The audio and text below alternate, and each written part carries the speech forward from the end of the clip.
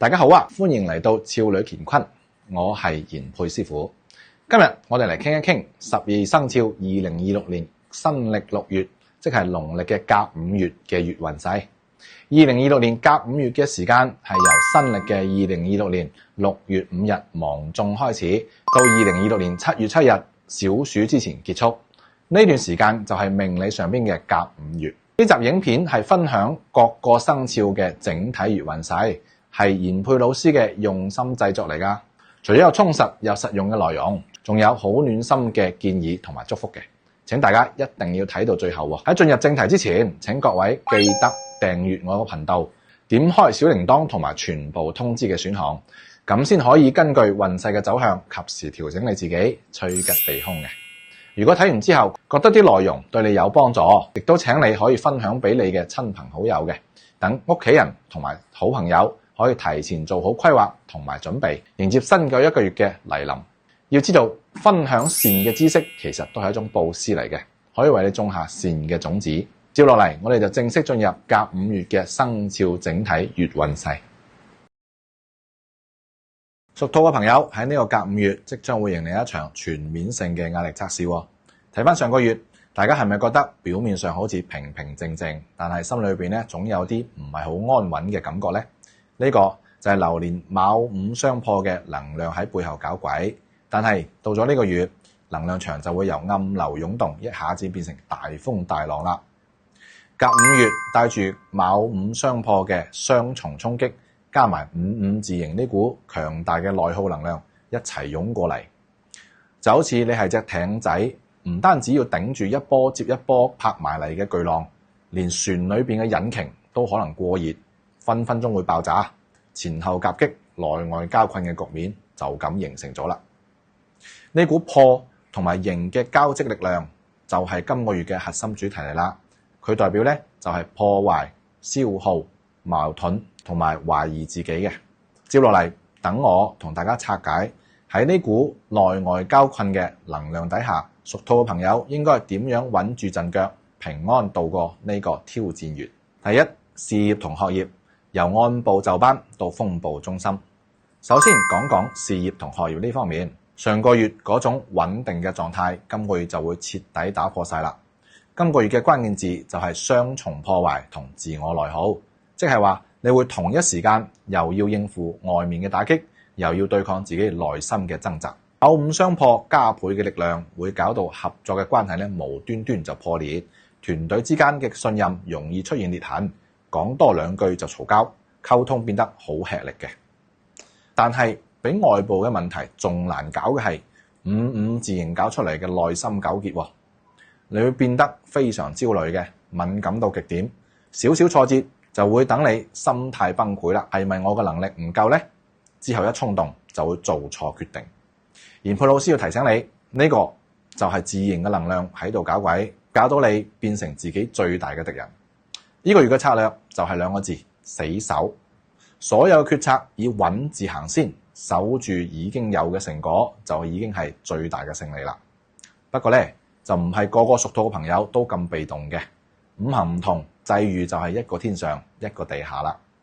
比如身強嘅金兔，今個月財官雙美，反而咧喺壓力之中攞到實權，有得升職，有得上位。但係身弱嘅金兔咧，就會俾財生殺嘅格局壓到唞唔到氣，做到幾辛苦都冇人賞識嘅。想知你係升職嗰個定係俾人壓榨嗰個呢？點一點評論區裏面嘅鏈接就可以睇一睇你屬於邊一類啦。第二，財富運勢由潛在風險到破財高發。講到財運呢一邊，上個月嗰啲小破費，今個月會變成一場睇得到嘅財務危機。呢個月係典型嘅破財月嚟㗎。所謂破就係出乎意料嘅突如其來嘅破財，就好似屋企啲電腦突然間壞咗，無端端會收到張罰單，或者係因為啲人情要大手筆咁俾錢。更可怕嘅係五五字形嘅能量會引誘你親手將啲錢推落火坑。你可能會因為壓力太大亂咁買嘢，或者因為焦慮啦、求財心切，好輕易就信咗啲虛假嘅投資消息，結果攞嚟衰，蝕一筆大嘅。賢沛老師話俾你知，今個月任何等你感到激動或者係好急嘅揾錢機會， 9成9都係陷阱嚟㗎。理財嘅策略就係管住手、管住心，現金為王，先可以安然度過呢段財務嘅冰封期。不過咧，破財嘅陷阱就係個個人都唔同嘅。身強嘅水兔今個月行嘅係食傷生財嘅順水格局，辛苦付出嘅嘢好容易就變成金錢，財運衝上高峰嘅。但係身弱嘅水兔咧就係典型嘅富屋貧人啦，眼白白睇住啲機會走甩，反而俾自己嘅慾望牽住個鼻，好容易俾人哋掏空咗個荷包嘅，財務狀況更加差。想知你嘅破財陷阱喺邊度？撳一撳評論區嘅鏈接，睇睇你屬於邊一種。第三，感情運勢由相安無事到信任危機。講到感情運呢，上個月仲可以忍嘅小摩擦，今個月就會放大晒，變成一場深層次嘅信任危機啦。雙重嘅卯午相破嘅能量就係衝住關係嘅破損同埋消耗嚟嘅。拍緊拖嘅朋友呢，呢個月係嘈交嘅高發期，兩個人都好似一點就着嘅炸藥桶，信任感咧喺相互傷害嘅過程中慢慢消磨晒。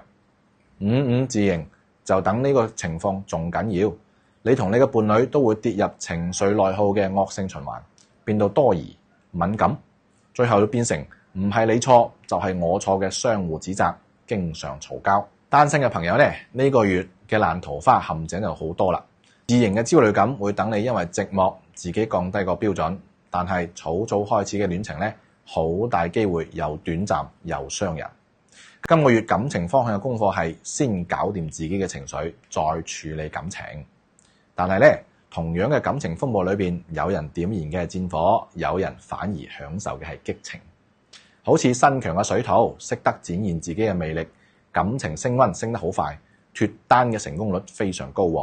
但係身強嘅火兔呢，就因為比劫過旺，太過自我，好容易同伴侶嘈到拆天，關係緊張，兩個人之間相處充滿火藥味嘅。想知道你嘅桃花係正緣定係爛桃花呢？點一點評論區嘅鏈接，睇一下你係邊一種。第四，健康運勢由平穩無憂到心火燎原。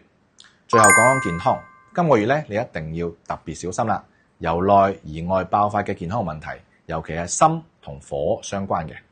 五字形係最強嘅警訊，五對應五行之火，代表心臟、血液同埋精神。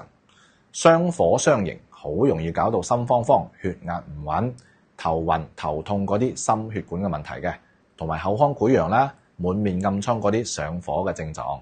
而卯午相破咧，就係木俾火燒過頭，代表肝臟同埋四肢嘅能量俾消耗到差唔多乾晒。你會覺得從來都未試過咁攰，手腳都冇晒力嘅。更加重要嘅係自刑會直接攻擊你嘅精神嘅，帶嚟嚴重嘅焦慮啦、失眠同埋轉牛角尖。研判老師要特別提醒你，今個月身同心係同一體嚟嘅，身體嘅火源頭就嚟自於心裏邊嗰把火。養生嘅策略重點就係清心降火呢4個字。當然啦，健康嘅警訊嘅輕重，因為體質唔同，具體到每個人差異都好大嘅。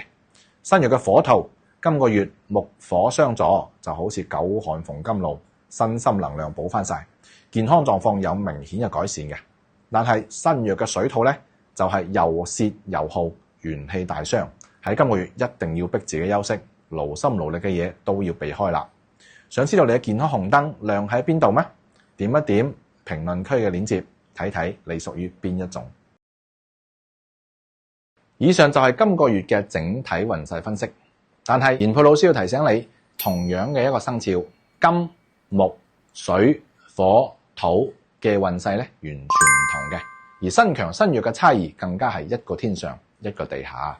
有人今個月財運爆棚，有人反而要打一場能量保衛戰噃。你屬於邊一種呢？可以撳一撳評論區嘅置頂鏈接，填寫你嘅生日，我就會同你計出你嘅專屬五行生肖同埋身強定係身弱啦。而且會話俾你知今個月嘅特別注意事項，知道自己嘅五行同埋身強身弱，先至可以真正好好利用今個月嘅月運勢㗎。希望對你有幫助啦。我係研佩師傅，我哋下一期再見。